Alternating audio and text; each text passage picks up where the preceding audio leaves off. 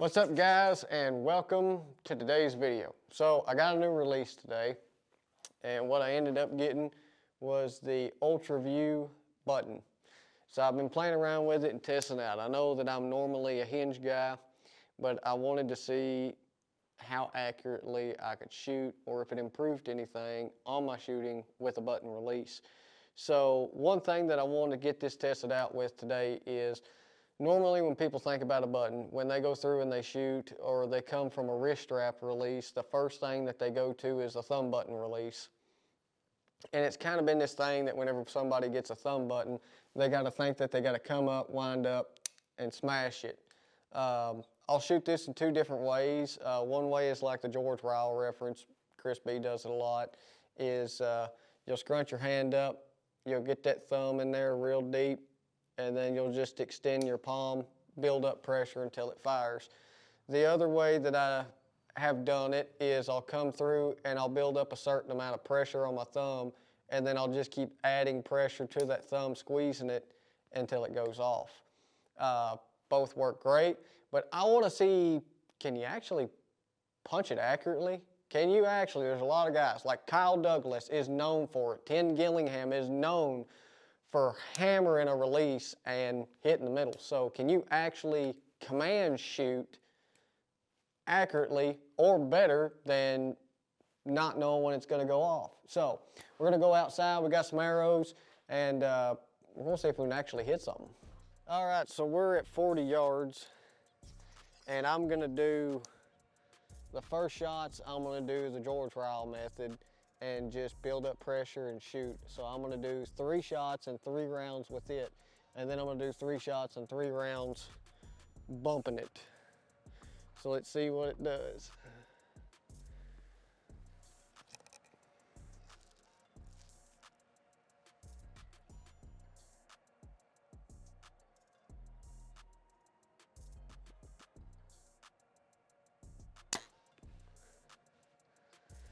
And I don't have a sight tape set on this thing, and it's not really sighted in, but if I just aim at the same spot, I'm worried about the groups more than anything.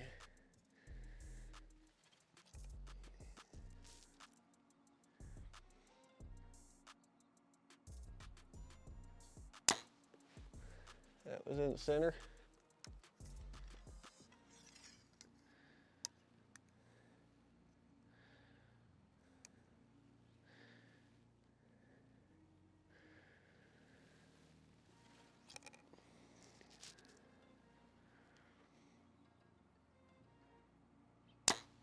That was smacking the other arrow. So with this group, we got 1 in the center, and we got 2 that smacked each other. So that's probably about a 3-inch wide group on that one. So we're gonna shoot 2 more and see what it does.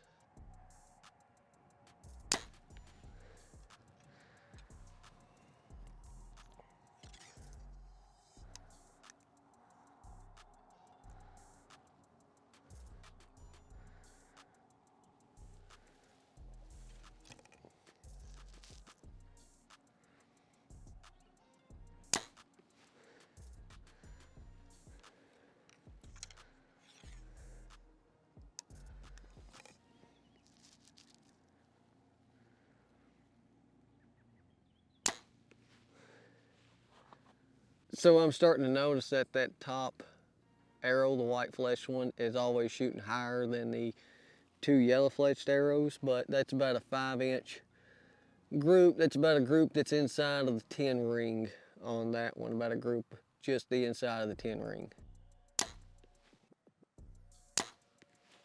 It's right there beside it.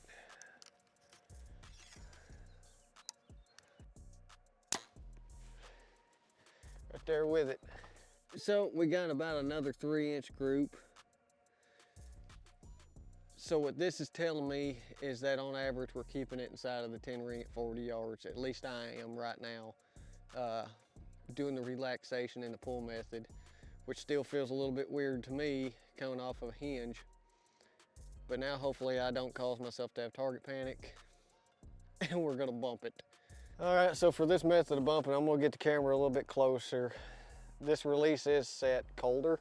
Usually when people bump, they set it light and you just come up, bump it, build pressure and bump it instead of putting it on the thumb barrel. You're just bringing your thumb up and pop, bumping it. I'm gonna try it with it set a little bit colder and see how it does, but I wanna get a close up so you guys can see what it looks like with me bumping it.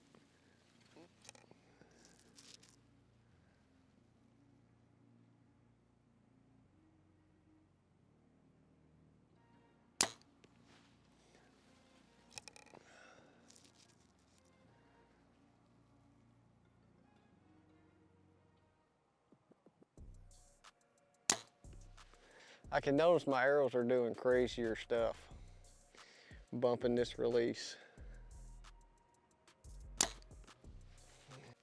So we got about the same group. It might actually be just a little bit tighter. We might have went to about 2-inch group on this one, judging from the arrows on it. So we're gonna shoot another one. Bumping this thing just feels like a sin. It feels so freaking weird.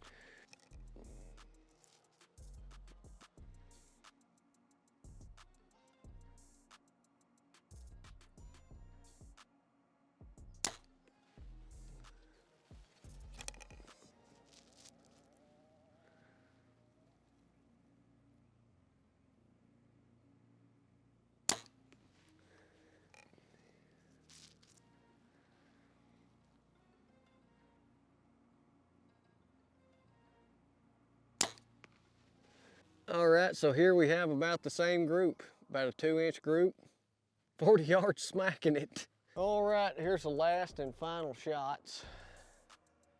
Smacking the ever-loving far out of it. We'll see what it does.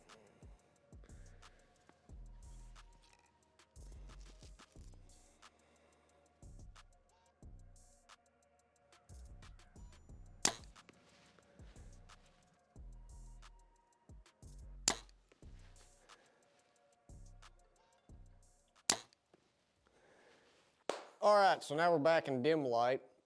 So the biggest takeaway from this is it all shot just about the same.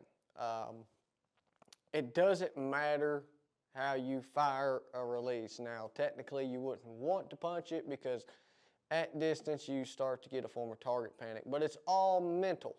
All of this is mental. If you can repeatedly do the same thing over and over and over again, fluently with good form, it doesn't matter. As long as you can execute that shot good, you got good breaks, you got good form, doesn't matter how you fire it. Other thing is, I'm not that good with a thumb button apparently, but it is what it is. That's why I shoot a hinge release. But wanted to test it out.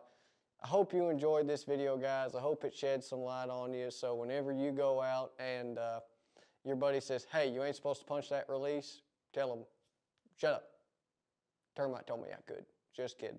Fire your release how you want to. If you can do it accurately over and over again and not get some form of target panic, you're a better man than I am. So hope you guys enjoyed this video. See you guys.